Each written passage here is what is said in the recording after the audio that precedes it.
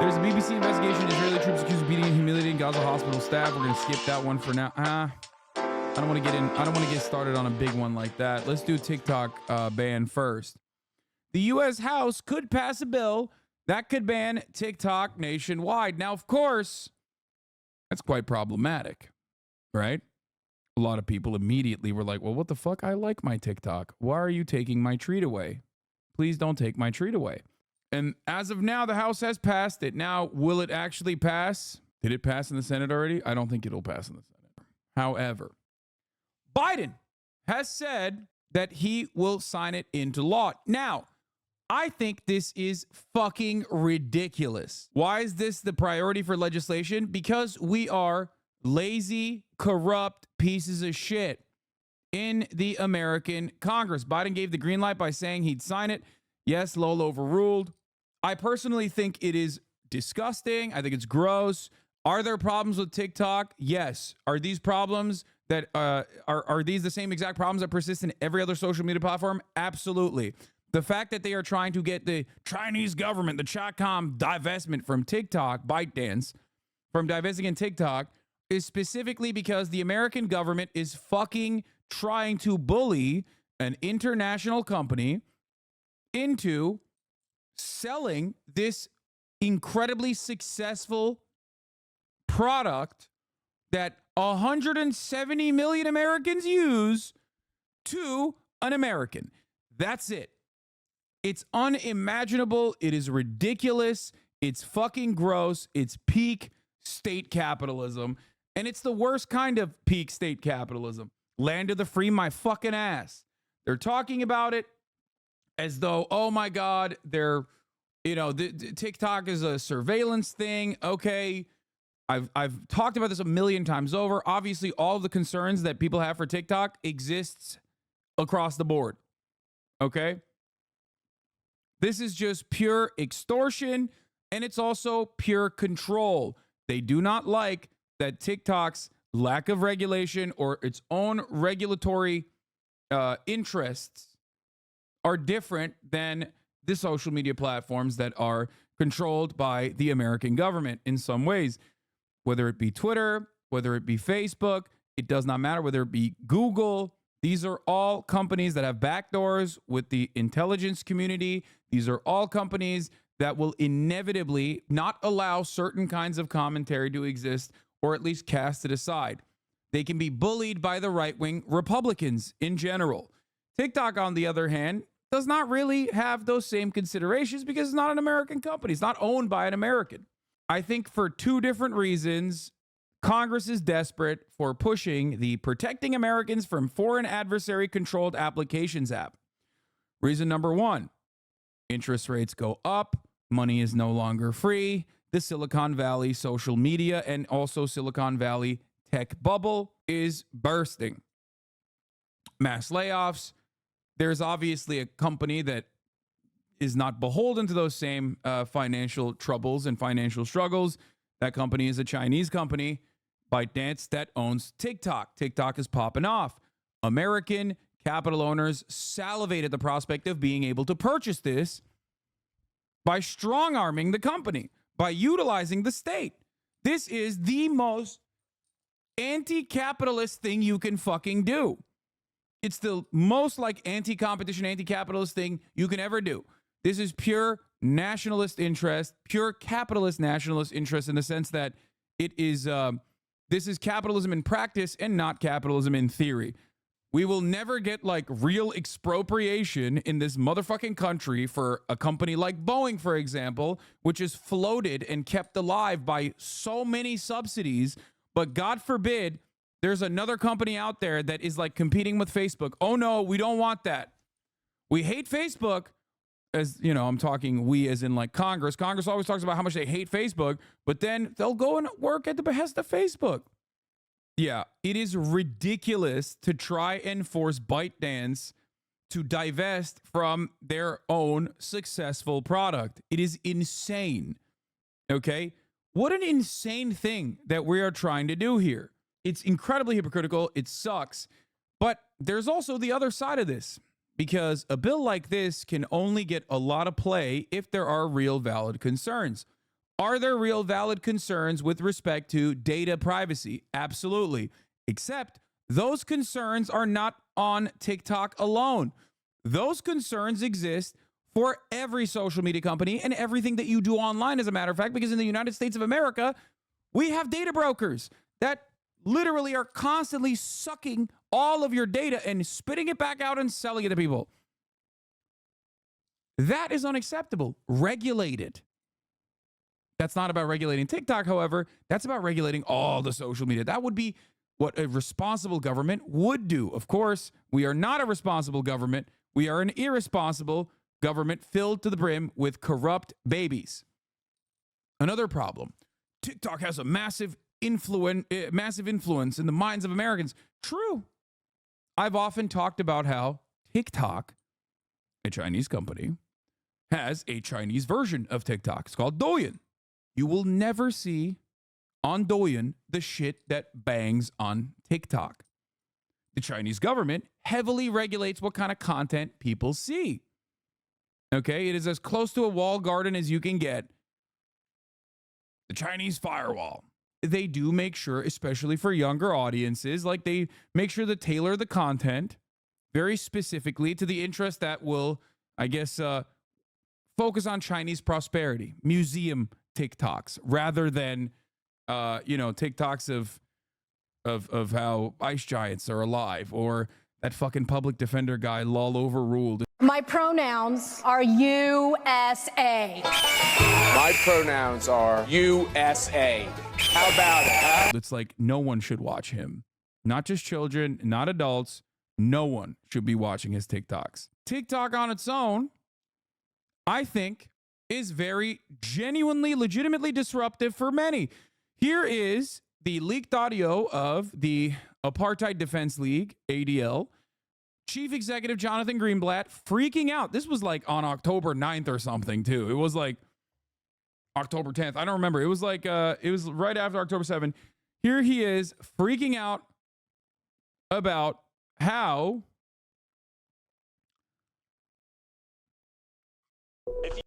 here is Jonathan,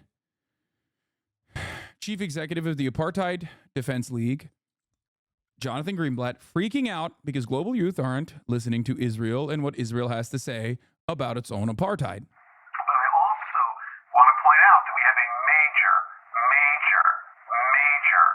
generational problem. All the polling I've seen, ADL's polling, ICC's polling, independent polling, suggests this is not a left-right gap, folks. The issue in the United States in support for Israel is not left and right. It is young and old. And the numbers of young people who think that Hamas's, massacre was justified is shockingly and terrifyingly high. And so we really have a TikTok problem, a Gen Z. Do I think this bill is AIPAC's doing? No, because the interest in trying to sell TikTok to an American came far before Jonathan Greenblatt started chirping about how teens on TikTok are pro-Hamas. Okay? Our community needs to put the same brains that gave us Taglit. This just gives additional interest. This is just extra. This is just a little bit of extra on the side. It ain't going to hurt nobody. It makes people a little bit even more excited, more enthusiastic to go along with this kind of thing. The same brains that gave us all these other amazing innovations need to put our energy toward this, like, fast. Because, again, like we've been chasing this left-right divide, it's the wrong game. The real game is the next generation, and the Hamas and their accomplices, the useful idiots in the West, are falling in line in ways that are terrifying. Last thing I'll just say, we saw a dramatic change in the language of the activists here in America on October the 8th. The language of groups that we've long tracked, who've long been problematic.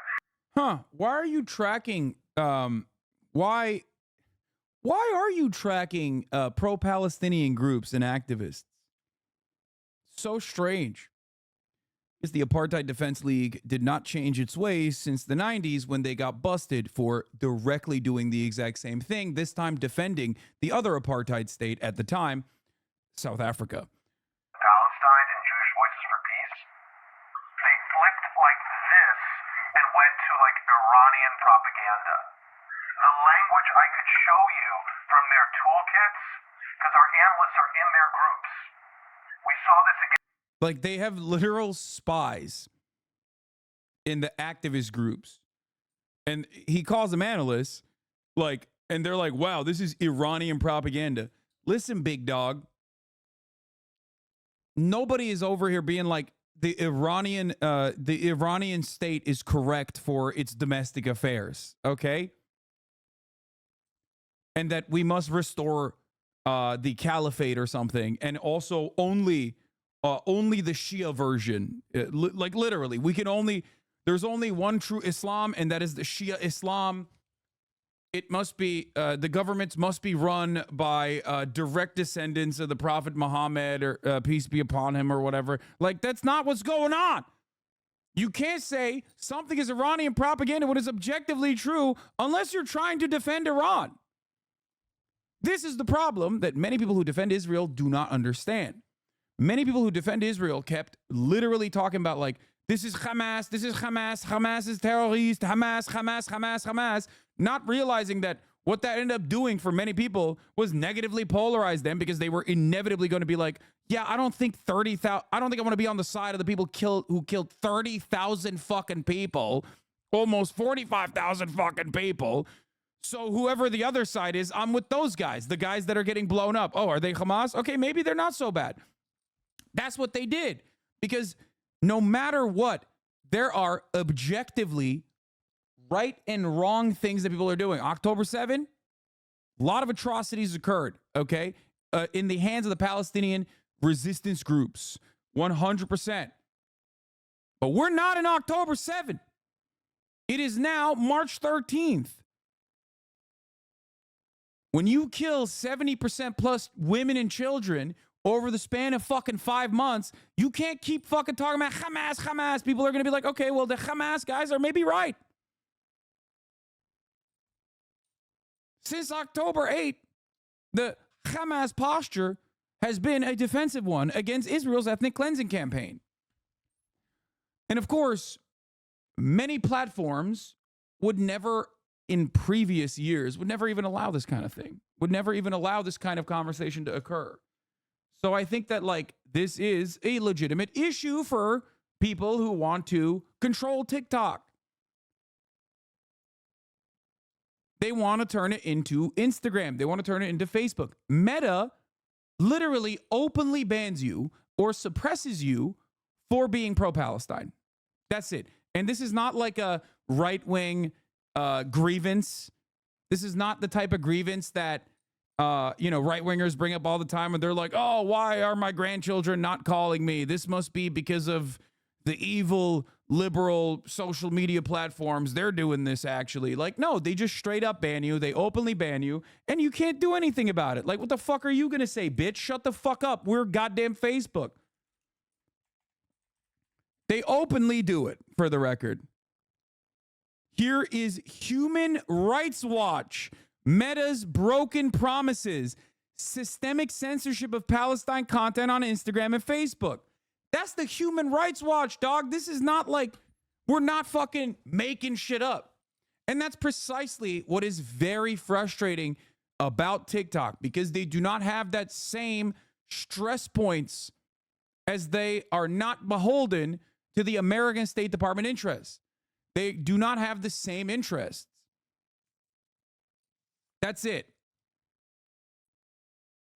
They want to control all of the narrative, and they recognize that the most successful social media platform, as it stands, is one that is uncontrollable.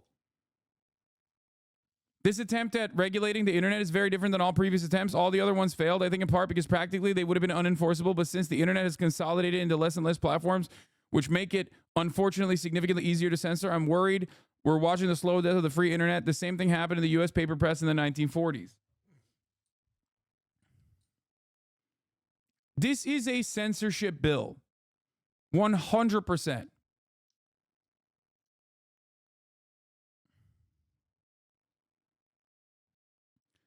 One thing that a lot of people in the Western world don't recognize is that civil liberties are very important and kind of keep this shit going.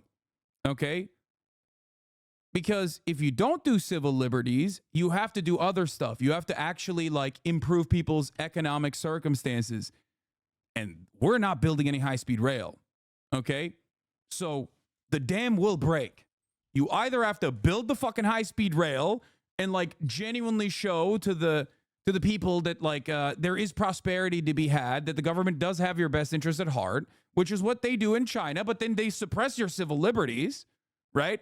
So people are like, okay, well, fuck. I mean, sure, at least the situation seems good. There is like a collective consciousness surrounding a genuine improvement into people's material conditions. Now, of course, as time goes by and that worsens and the future prospects of the younger generation in China worsens, you will also see people demanding more civil liberties, for the record. Okay? But in America, we ain't got any of that. Why? Because we got $5 jalapeno poppers and we got fucking unlimited, unrestricted access to pornographic material online. We got fucking just slop. Okay? We got the bread and we got the circuses. Now, if you take away the circus, well, Rome's gonna fucking burn. And I don't think these guys understand that. Or maybe they think they can continue, limiting and making you feel like you have this choice in what you are watching and what you are consuming, while simultaneously consolidating it and making it worse and worse. Hold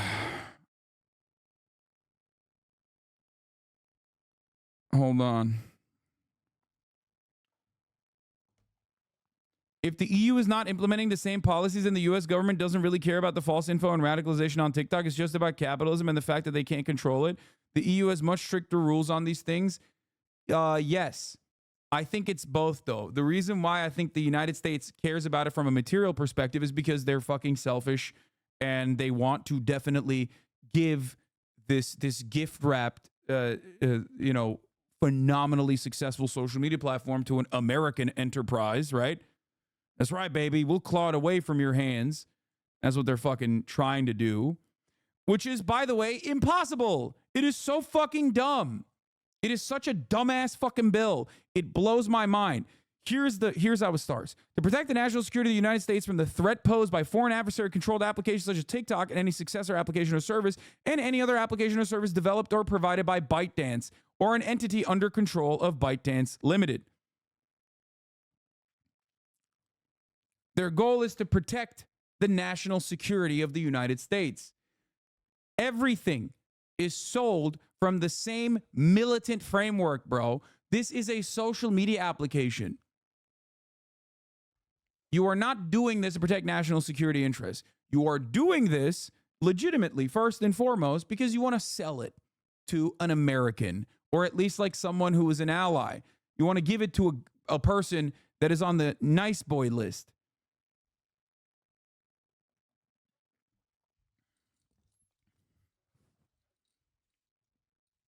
Obviously, it's also beneficial because when you sell it to someone on the nice list, let's say like Elon Musk or whatever the fuck, right? Not him, obviously. I think he's against this bill for understandable reasons, because he himself also has a lot of foreign nations that have invested Saudi Arabia into Twitter. So that might be a little bit tricky for him personally if this were to push. So I think he has his own personal interest in making sure that this doesn't fucking happen. My reactionary take is that TikTok should be banned. I understand it's for the wrong reason, but the TikTok algorithm is a fucking scourge on the brains of our citizens. Right move for the wrong reasons. Also, I don't use TikTok and I still get plenty pro-Palestine content. I think that angle is overblown. I just showed you a Human Rights Watch article from December openly criticizing Facebook for literally systematically censoring Palestinian content. Okay? I'm sorry. They want to make this, they want to be able to, they absolutely want to be able to control TikTok in a similar fashion. That's it. Like, the national security angle is bullshit. the problems that we are talking about with respect to algorithms, with respect to data privacy, with respect to surveillance, all of those problems persist in every single social media platform we have. The American government, if they were responsible, if they truly cared about these issues, what would they do? They wouldn't try to divest, they wouldn't try to forcibly divest ByteDance from TikTok. They would try to regulate all social media platforms that enter the American marketplace. But they don't want to do that. They don't want to do that because this has nothing to do with that at all. This, first and foremost, is about making money for a sector that has a lot of money and a lot of lobbying that's currently blowing up a little bit. In the simplest, most reductive terms, they don't like that the Chinese app is better than the American ones. That's it. 170 million Americans use TikTok, myself included.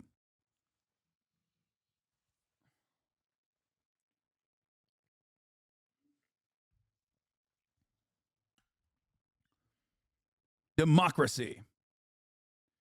You need to be locked up by Trump. You need to be held accountable and get locked up for committing treason against the U.S., you traitor. You're a traitor to the United States and you're committing treason. You need to be locked up. As soon as Trump comes into office, you will be behind bars. Trust me. Wait, what? Why?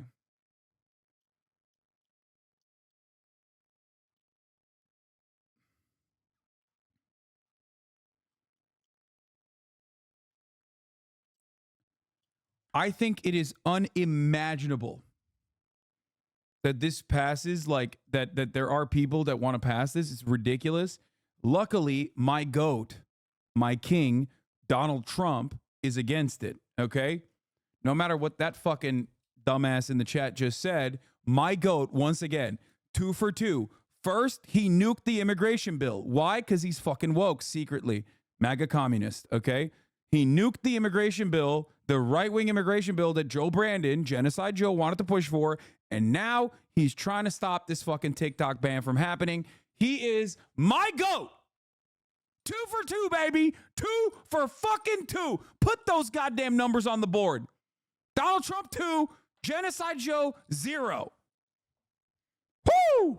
Future is hanging in the balance in America because in the last hour, the House of Representatives has overwhelmingly passed a bill that would give the Chinese owner about 6 months to divest the app's American assets or face a ban. TikTok is one of the world's most popular apps with more than 170 million users in the US alone. So let's head to Washington. Let's head to our North America correspondent, Nomia Iqbal, who's been watching it. Just start, because I know we've had the vote in the last hour, but just give us a flavour of the sorts of contributions before they voted, because American politics is riven with partisan politics, but here there is much more bipartisan agreement, isn't there? Bipartisan.